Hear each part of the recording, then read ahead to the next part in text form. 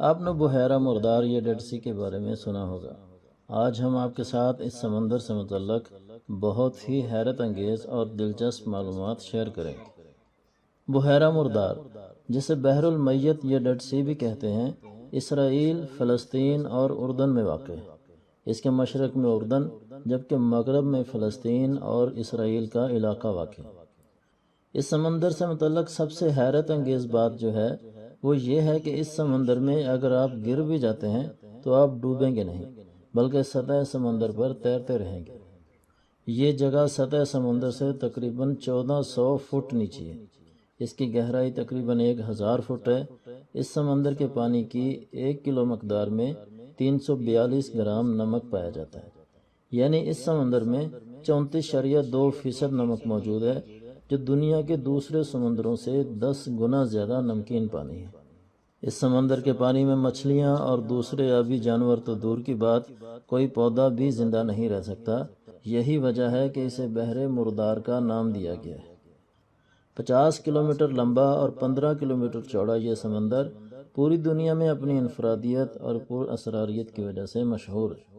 یہ بحیرہ مردار مسلسل چھوٹا ہو رہا ہے، جس کی وجہ سے اس کا مستقبل میں ختم ہونے کا خدشہ بڑھتا جا رہا ہے۔ بحیرہ مردار کے ساحل پر پایا جانے والا کیچڑ جلد کی بیماریوں کے لیے اکسیر کی حیثیت رکھتا ہے۔ یہی وجہ ہے کہ پوری دنیا سے لوگ اس کیچڑ سے اپنی جلدی بیماریاں ٹھیک کرنے کے لیے یہاں کا رخ کرتے ہیں۔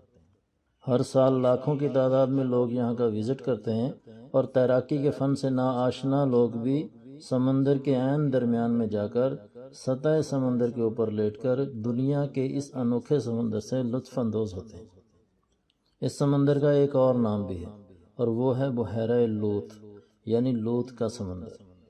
اس جگہ پر جہاں یہ سمندر موجود ہے، حضرت ابراہیم علیہ السلام کے بھتیجے حضرت لوط علیہ السلام کی قوم آباد تھی۔ اس جگہ کا نام سدوم تھا۔ حضرت لوط علیہ السلام کی قوم ایک ایسی برائی میں ملوث تھی جو ان سے پہلے کسی قوم میں نہیں تھی، اور وہ یہ کہ وہ عورتوں کو چھوڑ کر مردوں سے اپنی جنسی خواہش پوری کرتے تھے۔ حضرت لوط علیہ السلام اس قوم میں تشریف لائے اور انہیں اس قبیح جرم سے باز رکھنے کی تلقین کی، لیکن ان کی قوم نے ان کی ایک نہ سنی۔ اسی دوران حضرت لوط علیہ السلام کے پاس ایک دن 2 خوبصورت نوجوان مہمان بن کر آئے۔ حضرت لوط علیہ السلام، جو اپنی قوم کی بری خصلت سے واقف تھے، یہ دیکھ کر ڈر گئے کہ ان کی قوم ان مہمانوں کے ساتھ بھی زیادتی کرے گی، اور ان کی قوم نے کیا بھی یہی کہ حضرت لوط علیہ السلام کے پاس آ کر ان مہمانوں کو ان کے حوالے کرنے کا مطالبہ کیا، جس سے حضرت لوط علیہ السلام گھبرا گئے۔ ان دونوں مہمانوں نے حضرت لوط علیہ السلام سے کہا کہ وہ اللہ کی طرف سے بھیجے گئے فرشتے ہیں جو آپ کی قوم کو عذاب دینے کے لیے آئے ہیں۔ آپ اپنے اہل خانہ کو لے کر کل صبح صادق کے وقت اس بستی سے نکل جائیے گا، اور خبردار کوئی شخص پیچھے مڑ کے نہ دیکھے۔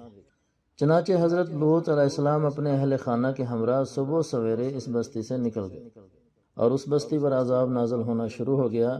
اس بستی کو اللہ نے الٹا دیا، پتھروں اور تیزاب کی بارش ہوئی، جس سے پوری بستی آنن فانن ہلاک ہو گئی۔ حضرت لوط علیہ السلام کی بیوی جو پیچھے رہ گئی تھی، اس نے پیچھے مڑ کر بستی کی طرف دیکھا تو اسی جگہ پر پتھر کی بن گئی۔ یہ سارا قصہ قرآن مجید میں بھی بیان ہوا ہے، اور بائبل کے مضمون کے مطابق حضرت لوط علیہ السلام کی بیوی جو پتھر کی بن گئی تھی، آج بھی اسرائیل کے سدوم پہاڑ پر اسی حالت میں کھڑی ہوئی دکھائی دیتی ہے۔ کہتے ہیں کہ یہ اسی عذاب کا اثر ہے کہ اس جگہ پر کوئی بھی جاندار نہیں پایا جاتا، اور اللہ کی یہ نشانی لوگوں کو آج بھی دعوت فکر دیتی ہوئی دکھائی دیتی ہے۔